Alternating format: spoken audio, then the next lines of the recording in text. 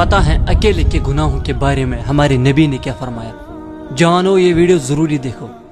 رسول اللہ صلی اللہ علیہ وسلم نے فرمایا کہ میں اپنی امت کے ان لوگوں کو پہچان لوں گا جو قیامت کے دن تہامہ پہاڑوں جیسی نیکیاں لائیں گے، لیکن اللہ تعالیٰ ان نیکیوں کو بھی ڈسٹ بنائے گا۔ ایک صحابی وہاں پہ بیٹھا ہوا تھا، اس نے عرض کیا، اے رسول اللہ صلی اللہ علیہ وسلم، ہمیں ان کی نشانیاں بتائیں، کہیں ایسا نہ ہو کہ ہم بھی ان میں سے شامل ہو جائیں۔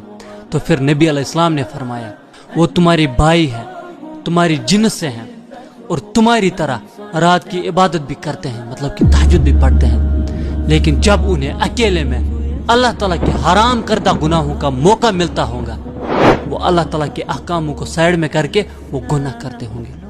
اللہ تعالیٰ مجھے بھی بچائے اور جس تک بھی یہ ویڈیو پہنچے اسے بھی بچائے، آمین۔ اس حدیث کو شیئر کرنے کی ضرورت بہت ہی زیادہ ہے، تو صدقے جاریہ کی نیت سے شیئر کرو۔